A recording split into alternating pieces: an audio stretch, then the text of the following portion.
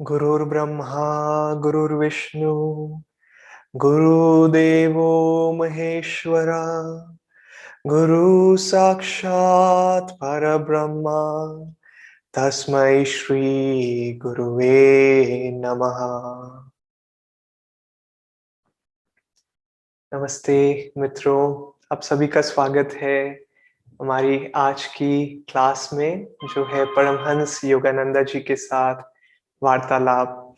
और जैसे कि आपको पता होगा कि ये जो क्लासेस होंगी वो इस बुक पे आधारित होंगी, परमहंस योगानंदा के साथ वार्तालाप, जो स्वामी क्रियानंद जी ने लिखी थी। और इस बुक के बारे में ऑफ कोर्स कल मैंने काफी कुछ शेयर किया था, तो मैं अब उसमें ज्यादा डिटेल में नहीं जाऊंगा। और यदि आपने नहीं सुना उसके बारे में या इस किताब के बारे में, तो आप कल की रिकॉर्डिंग देख सकते हैं। लेकिन क्यों ना हम आज की शुरुआत तुरंत अपने पहली वार्तालाप से शुरू करते हैं, जो इस बुक में पहली वार्तालाप है। और कुछ वार्तालाप ज्यादा लंबे हैं, तो शायद मैं हर एक वार्तालाप पढ़ूं नहीं, लेकिन क्योंकि ये बहुत ही संक्षिप्त में लिखा हुआ है और परमहंस योगानंद जी की ये जो कॉन्वर्जेशन है वो इतनी लंबी नहीं है, तो मैं इसको पूरा पढ़ना चाहूंगा। तो स्वामी जी लिखते हैं कि कोलंबिया विश्वविद्यालय के एक प्रोफेसर माउंट वॉशिंगटन की तीसरी मंजिल के साक्षात्कार कक्ष में गुरुजी के साथ दोपहर के भोजन के लिए आए। और इधर स्वामी क्रियानंद जी अपने गुरु की बात कर रहे हैं, परमहंस योगानंद जी। मैंने उन्हें भोजन परोसा और उसके बाद कमरे में बैठकर उनकी बातचीत को लिखने लगा। आपसी बातचीत के दौरान प्रोफेसर ने पूछा, क्या आपकी शिक्षाएं लोगों को स्वयं से शांत रहने में सहायता करती है? और योगानंद जी ये उत्तर देते हैं, निश्चय ही वे करती हैं। गुरुजी ने उत्तर दिया, लेकिन वह तो सबसे कम है जो ये करती है। हम लोगों को सर्वोपरि यह सिखाते हैं कि वे अपने सृष्टा के साथ शांति से कैसे रहें। तो जैसे योगानंद जी का कहना था कि ये शिक्षाएं सिखाती है सर्वोपरि कि अपने सृष्टा के साथ शांति कैसे रहें, शांति में कैसे रहें। तो हमें लगता होगा कि सबसे पहली बात क्या फर्क है कि मुझे अपने आप से शांति रखने में और इस सृष्टि की रचयिता या सृष्टा से शांति रखने में, दोनों चीजों में क्या फर्क है? दो तरह की शांति होती है। एक होती है, आप कह सकते हैं, पैसिव या निष्क्रिय, और दूसरी होती है जो होती है सक्रिय या एक्टिव या डायनामिक। और आप कह सकते हैं कि जो पैसिव पीस होता है वो ऐसा पीस होता है जिसमें हम बस ये चाहते हैं कि हमारी जो कठिनाइयां हैं, हमारी जो प्रॉब्लम्स है, वो बस दूर चली जाए ताकि मैं शांत रह सकूं। और वो कई लोगों का अनुभव रहता है जब ध्यान करते हैं, और वो एक बहुत ही अच्छा पहला कदम है जब हम ध्यान के लिए बैठते हैं। और ये हकीकत है कि कई बार लोग जब ध्यान के लिए सबसे पहले बैठते हैं तो उनका जो एक्सपेक्टेशन होता है वो है कि क्या मैं शांति महसूस कर सकता हूँ, क्या मुझे शांति मिलेगी, जो बहुत अच्छी बात है। और योगानंद जी ने भी कहा था कि ध्यान क्या होता है? ध्यान वह होता है जब हमारा मन ईश्वर या उनके किसी भी एक गुण पे एकाग्र हो। और कई गुणों में से परमहंस योगानंद जी ने कहा कि एक गुण ईश्वर का ये भी है कि शांति। लेकिन अब आते हैं कि ईश्वर के साथ, हमारे रचयिता के साथ शांति में रहने का मतलब क्या होता है? इसका मतलब ये होता है कि क्या कोई भी कठिन परिस्थिति आए, क्या हम उस समय भी सम्मन रह सकते हैं? क्या उस समय भी हम शांत रह सकते हैं? या सिर्फ ध्यान के आसन में ही हम शांत रह सकते हैं? और एक महान गुरु का के जो भी शब्द होते हैं, जो परमहंस योगानंद जी थे, उन शब्दों का अर्थ सिर्फ, आप कह सकते हैं, उनका अर्थ सिर्फ एक ही दृष्टिकोण से नहीं देखा जाता, लेकिन उसके कई तरीके होते हैं जिसे हम देख सकते हैं एक ही वाक्य को।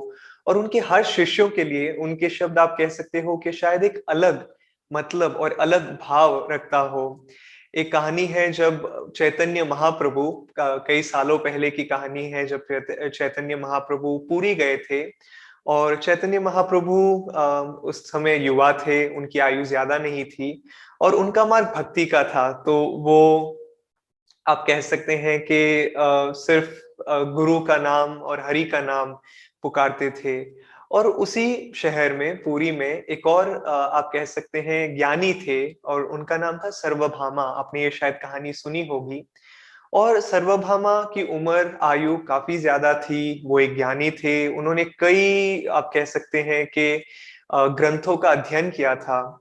और जैसे ही उन्हें चैतन्य के बारे में पता चला, तो उन्होंने सोचा कि ये ठीक है, इसमें भक्ति है इस युवा में, लेकिन इसे कुछ ज्ञान की आवश्यकता है। तो सर्वभामा चैतन्य के पास गए और उन्होंने बोला कि मैं तुम्हें सिखाना चाहता हूँ, क्या तुम सीखना चाहोगे? और चैतन्य महाप्रभु, जो एक महान प्रभु थे, महान आत्मा थे, उन्होंने कहा कि हाँ, मैं सीखना चाहूंगा आपसे। और फिर चैतन्य महाप्रभु जब सर्वभामा के साथ में बैठे, तो सर्वभामा ने एक ग्रंथ से एक श्लोक लिया और उसे 25 तरीकों से उसी एक ग्रंथ को अलग अलग तरीकों से उसे इंटरप्रेट किया कि इसका अर्थ ये भी होता है, इसका अर्थ ये भी होता है, इसका अर्थ ये भी होता है। लेकिन फिर उसके बाद में जो बहुत ही बड़ी बात थी कि एक श्लोक को इतने तरीकों से इंटरप्रेट करना। और जब चैतन्य महाप्रभु ने ये सब सुना, तो उन्होंने कहा कि अरे वाह, ये तो बहुत ही खूबसूरत है कि आपने इतने तरीकों से इसका इंटरप्रिटेशन किया, इसका मतलब निकाला। और फिर चैतन्य महाप्रभु ने कहा कि मैं भी देखता हूं कि इसके और कोई अर्थ है तो। और उसके बाद में चैतन्य महाप्रभु ने उसी श्लोक के 80 और अर्थ निकाले। 10 नहीं, 20 नहीं, 80 और अर्थ निकाले। और इस समय सर्वभामा को पता चल गया कि ये बालक या युवा, जो जिसकी आयु इतनी नहीं है, लेकिन हकीकत में ये एक महान आत्मा है। और सर्वभामा ने फिर चैतन्य को अपने गुरु के रूप में स्वीकार किया और उनसे ट्रेनिंग ली। तो उसी प्रकार योगानंद जी के जो ये शब्द हैं कि कैसे हम अपने सृष्टा के साथ में, अपने रचयिता के साथ में शांति प्राप्त कर सकते हैं। तो एक अर्थ ये भी है कि हाँ, कैसे हम जीवन की अलग अलग कठिनाइयों में भी शांत रहते हैं, और ना कि सिर्फ अपने ध्यान साधना में, ना कि सिर्फ कि मैंने अपने आधे घंटे का या 1 घंटे का ध्यान कर लिया, लेकिन उसके बाद में हम अपना बाकी का जीवन कैसे जी रहे हैं। एक बहुत ही मुख्य चीज जो परमहंस योगानंद जी इस विश्व में लेके आए थे, वो था कि हम कैसे अपने आध्यात्मिक जीवन को अपने दैनिक जीवन में लेके आ सकते हैं। अपने पारिवारिक जीवन में, अपने व्यवसाय में, अगर हम स्टूडेंट हैं तो हमारी पढ़ाई लिखाई में, हर एक चीज में। और ये आप पाएंगे दोस्तों कि यदि हम अपने अध्यात्म को, जैसे मेरी एक टीचर थी योगा की, जो कहती थी कि हम जब आसन करते हैं, योगासन करते हैं, तो हम योगी सिर्फ तभी नहीं कहलाते हैं जब हमारे आसन पे हम बैठे रहते हैं, लेकिन हम एक योगी तब कहलाते हैं जब चलते फिरते, बात करते हुए, वार्तालाप करते हुए, हर समय हम उस चेतना को, आप कह सकते हैं कि दिखाते हैं, और उस चेतना को लोगों के साथ में बांटते हैं। तब जाके हम एक सच्चे योगी बनते हैं, और ना कि सिर्फ जब हमारा योगी जीवन एक आसन तक सीमित रहे। दूसरी बात, अब एक और तरीके से जो हम देख सकते हैं कि कैसे हम अपने शिष्टा के साथ में शांति बनाए रखें। जब कोई कठिनाई आती है, तो क्या हम सम्मन रहते हैं, उसके बारे में हमने बात की थी। लेकिन काफी बार योगानंद जी कहते थे कि लोगों को ईश्वर प्रकट नहीं होते हैं या अपना दर्शन नहीं देते हैं, क्योंकि वो और कुछ नहीं करना चाहते हैं, लेकिन बस ईश्वर के साथ बहस करना चाहते हैं। वो ईश्वर को बताना चाहते हैं कि आपको इस दुनिया को ऐसे, जैसे मेरे एक मित्र कहते हैं कि कई लोग ईश्वर से बात करना चाहते हैं, उनसे वार्तालाप करना चाहते हैं, लेकिन उनके सलाहकार के रूप में, ना कि ईश्वर से एडवाइस लेना, लेकिन ये देखना कि कैसे वो ईश्वर को एडवाइस दे सकते हैं, कैसे ईश्वर को बता सकते हैं कि हे ईश्वर, आप अपनी इस दुनिया को थोड़ा बेहतर बना सकते हैं, इसको ऐसे कर सकते हैं, इसको वैसे कर सकते हैं, इसमें ये प्रॉब्लम है। लेकिन जैसे आनंदमयी माँ जब अपने शरीर में थी, और उस समय इंडिया और पाकिस्तान का पार्टीशन हुआ था, और वो बहुत ही मुश्किल समय था, और कई परिवार के व्यक्तियों जो बिछड़ गए थे एक दूसरे से, और लोगों को काफी गम हुआ था उस समय। और वो लोग आनंदमयी माँ के पास में गए, कुछ जो भक्त थे, और उन्होंने कहा, आनंदमयी माँ, ये क्या हो रहा है? ईश्वर क्या कर रहे हैं इस दुनिया के साथ में? और कुछ देर के लिए आनंदमयी माँ का मन भी चंचल हुआ और आनंदमयी माँ एक कमरे में गई अकेले। और फिर कुछ देर बाद आनंदमयी माँ आई बिल्कुल मुस्कुराते हुए, हंसते हुए और एक आनंद के साथ में। और आनंदमयी माँ ने कहा कि क्या तुम्हें नहीं लगता है कि वो जिसने इस सृष्टि की रचना की है, उसे पता नहीं है कि इस सृष्टि को कैसे चलाया जाए? तो इसका मतलब ये नहीं है कि हम कैसे इस दुनिया को बदल सकते हैं। हमें जितना हो सके उस दुनिया को एक बेहतर जगह बनानी चाहिए, लेकिन वो बेहतर दुनिया सबसे पहले हमारे आंतरिक रूप से बनेगी। जब हम अपने आप को बदलेंगे, वैसे ही दुनिया बदलने लगेगी। आप कह सकते हैं कि हम जहाँ पर भी बैठे हैं, वहां से हम एक कांच के सामने बैठे हैं या एक खिड़की के सामने बैठे हैं, और इस खिड़की के द्वारा हम इस दुनिया को देख रहे हैं। और यदि जो खिड़की का कांच है, अगर उस पे मिट्टी है, रेत है, गंदगी है, मतलब जिस नजरिए से हम देख रहे हैं उसमें अगर ये सब चीजें हैं, तो हमें दुनिया भी उस प्रकार दिखेगी। लेकिन यदि हमारा देखने का नजरिया और जो हमारा कांच है, चेतना का कांच, अगर वो स्वच्छ है, अगर वो साफ है, तो जो भी चीज हमें दिखेगी वो एकदम सीधी, स्वच्छ, सरल दिखेगी। योगानंद जी अक्सर कहा करते थे कि जब भी हमें किसी और में कोई गलती दिखे या बुराई दिखे, तो शायद कुछ हद तक वो बुराई हमारे भीतर है, जो हम किसी और की तरफ देख रहे हैं। क्योंकि यदि वो बुराई होती और यदि हम चिड़चिड़े नहीं होते किसी और की बुराई को देख के, तो हम कह सकते, हम सोचते कि हम कैसे इसको बदल सकते हैं या कैसे हम किसी की सहायता कर सकते हैं। लेकिन यदि हमें कोई चीज दिखे और हम उसकी वजह से चिड़चिड़े हो जाते हैं, या आप कह सकते हैं कि नाराज हो जाते हैं, या कभी कभार क्रोधित भी हो जाते हैं, तो ये इसलिए है क्योंकि कहीं ना कहीं एक किसी सूक्ष्म रूप में ही वो आदत या वैसी ही कोई आदत मिलती जुलती हमारे भीतर भी है। और क्योंकि हम अपने भीतर उस चीज को नहीं बदल पा रहे हैं, और क्योंकि वो चीज हमें अपने सामने दिख रही है, तो हमारे मन में वो क्रोध आ रहा है, या हमारे मन में वो चंचलता आ रही है, या चिड़चिड़ापन आ रहा है।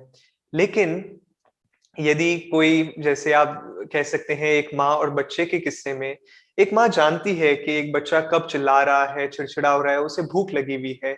तो वो माँ ये नहीं सोचती है जब बच्चा रोता है, तो ये माँ ये नहीं बोलती है कि अरे नहीं, ये क्या कर रहा है, ये तो हमेशा रोता रहता है। लेकिन सबसे पहली बात वो माँ क्या सोचती है कि अरे इसको भूख लगी है, इसे मुझे कुछ देना चाहिए। और इसी प्रकार इस दुनिया के साथ में भी है कि इस दुनिया में जब भी हमें कुछ गलत दिखता है, यदि हम, आप कह सकते हैं, अपने मेरुदंड में केंद्रित हैं, यदि हम पूरी तरह से शांत हैं अपने शिष्टता के, अपने जिन्होंने हमारी रचना की है शिष्टता के साथ में, तब हम देखेंगे कि अरे मैं इसमें क्या फर्क लेके आ सकता हूँ, मैं इधर क्या बदलाव लेके आ सकता हूँ।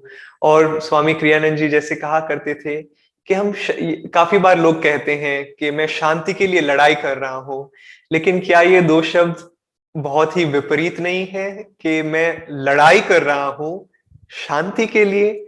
नहीं, शांति के लिए नारे नहीं लगते हैं, शांति के लिए लड़ाई नहीं होती है, लेकिन शांति के लिए आंतरिक विजय होती है। और फिर चाहे जो भी परिस्थिति आए, जो भी कठिनाई आए, हम बिल्कुल एक तरह से, आप कह सकते हैं कि स्थिर रहेंगे, और बाहरी परिस्थिति हमें फिर हिला नहीं सकेगी। तो ये कुछ ख्याल थे मेरे, जो हम अपने दिन में लेके जा सकते हैं कि देखिए कि जब कोई परिस्थिति आ रही है, तो क्या आप उस परिस्थिति को बदलने की कोशिश कर रहे हैं, या मैं उस परिस्थिति को बदलने की कोशिश कर रहा हूं, या उसे स्वीकार करके, जैसे योगानंद जी कहते हैं कि अपने शिष्टा के साथ शांति से कैसे रहें, कि हम क्या ये कोशिश कर रहे हैं कि हम अपने ईश्वर के साथ में कैसे शांति से रहें। क्योंकि हर चीज जो हमारे जीवन में आती है वो ईश्वर से आती है। चाहे वो कोरोना ही क्यों ना हो, चाहे वो कोई आर्थिक कठिनाई क्यों ना हो, चाहे वो ध्यान में, आप कह सकते हैं, कभी कभार गहराई में न जा पाए और चंचल विचार आए, हर चीज जो हमारे जीवन में आती है वो ईश्वर से हमें मिलती है। और यदि हम देख सकें कि अच्छा ये मुझे ईश्वर दे रहे हैं, काफी बार हमें लगता है कि ये व्यक्ति मुझे परेशान कर रहा है या वो व्यक्ति मुझे परेशान कर रहा है, लेकिन यदि हम देख लें कि हर चीज के पीछे ईश्वर है जो मुझे कुछ सिखाना चाह रहे हैं, तो हमारा जीवन को देखने का पूरा नजरिया ही बदल जाता है। तो दोस्तों, इसके साथ में हम अपने दिन में आगे बढ़ते हैं, लेकिन साथ-साथ सिर्फ ये कुछ तरीका था या कुछ आप कह सकते हैं पॉइंट ऑफ व्यू था, एक दृष्टिकोण था देखने के लिए। लेकिन ये देखिए, हर एक वार्तालाप में जो इस किताब में, यदि आपके पास ये किताब है, तो हर एक वार्तालाप में देखिए कि परमहंस योगानंद जी मुझे क्या कह रहे हैं। मेरे जीवन में ये शब्द कैसे उपयुक्त होते हैं, और शायद आपको दिखे कि अच्छा, मुझे मैंने खुद ने काफ़ी बार ये देखा है कि जब मैं एक योगी की आत्मकथा या कोई और दूसरी स्वामी क्रियानंद जी की किताब पढ़ता हूँ, तो मैं देखता हूँ कि काफ़ी बार मैंने एक लाइन पढ़ी हुई होती है पहले से, और पता चलता है बाद में जब मैं दूसरी या तीसरी बार पढ़ता हूँ उस किताब को, तो लगता है कि अरे! ये लाइन पढ़ी तो थी, लेकिन इसका अर्थ उस समय कुछ और समझ में आया था। लेकिन मेरे जीवन की अभी की परिस्थिति के अनुसार इस शब्द से मेरे को ये अर्थ मिल रहा है। और उसी प्रकार कभी-कभार ऐसा भी लगता है कि अरे, ये कहानी थी भी या नहीं? ये शब्द थे भी या नहीं इस किताब में? मुझे पता नहीं। क्योंकि वो शब्द हम पढ़ तो लेते हैं, लेकिन जब उन शब्द को गहराई से हम लेके नहीं जाते हैं, तो आप कह सकते हैं कि उन शब्दों से हम चले जाते हैं, लेकिन उन शब्दों का अर्थ हमारे जीवन में नहीं रह जाता है। जब परमहंस योगानंद जी स्वामी श्री युक्तेश्वर जी के साथ में थे, तो स्वामी श्री युक्तेश्वर जी ने परमहंस योगानंद जी की ट्रेनिंग कैसे की थी? उन्होंने उन्हें योग सूत्र, पतंजलि के योग सूत्र उनके साथ अध्ययन किया, और फिर उसमें ऐसा नहीं था कि हर रोज वो कोई नए स्तोत्र पढ़ते या कोई नई नई चीज पढ़ते। हमेशा श्री युक्तेश्वर जी कई दिनों के लिए, कई महीनों के लिए, हफ्तों के लिए वो एक सूत्र लेते, पढ़ते, और उस पे फिर योगानंद जी को ध्यान करने के लिए कहते, और फिर वापस वो उसे ही पढ़ते और वापस उस पे ध्यान करने के लिए कहते, और फिर योगानंद जी से पूछते कि तुम्हें क्या अर्थ ज्ञात हुआ इससे, और फिर योगानंद जी बोलते थे उसका अर्थ, और फिर श्री युक्तेश्वर जी बोलते थे बहुत अच्छी बात, लेकिन और गहराई में जाओ इसके साथ में। और हफ्ते भर हफ्ते एक ही सूत्र को बार बार बार बार। लेकिन फिर क्या हुआ? उसके बाद में सिर्फ शुरुआत के 2 या 3 सूत्र पतंजलि के पढ़ने के बाद में, योग सूत्र के पढ़ने के बाद में, श्री युक्तेश्वर जी ने कहा कि बस काफी है। इसके बाद में तुम्हें और कुछ पढ़ने की जरूरत नहीं है, क्योंकि अब तुम्हें जो भी चीज आवश्यकता है, जिस भी चीज की आवश्यकता है, जब भी तुम किसी चीज को पढ़ोगे, तुम्हें अपने अंतर्ज्ञान से उस चीज का अर्थ अपने आप पता चल जाएगा। तो क्यों ना हम इस किताब में को, इस इन वार्तालापों को उसी प्रकार हमारे जीवन में लें कि हर एक शब्द, हर एक वाक्य कैसे हम अपने जीवन में उतार सकते हैं, उसका अर्थ ज्ञात कर सकते हैं। और सिर्फ हमें अपने दिमाग से ही नहीं सोचना है, लेकिन अपने हृदय को खोल के देखना है कि गुरुजी या परमहंस योगानंद जी, आप मुझे क्या बताना चाह रहे हैं। और उसके बाद में आप देखेंगे कि हर एक वाक्य आपके लिए लिखा हुआ है, आपके जीवन के मार्गदर्शन के लिए। तो दोस्तों, उसके साथ में आज के लिए हम विदा लेते हैं, और हम कल सुबह वापस एक और वार्तालाप के साथ मिलेंगे। और यदि आपके पास ये बुक नहीं है, तो ज़रूर ये बुक लीजिए, और इसे आप कहीं भी आपको ऑनलाइन मिल जाएगा, या हम आपसे लिंक भी शेयर कर सकते हैं, और कोई भी रैंडम पेज आप लेके पढ़ सकते हैं। हम आपको सीक्वेंशियली जाएंगे एक के बाद दूसरा, लेकिन आपको वेट करने की जरूरत नहीं है सारे के सारे वार्तालाप पढ़ने के लिए। आप खुद अपनी किताब लेके इन वार्तालापों को पढ़ सकते हैं। तो धन्यवाद और जय गुरु।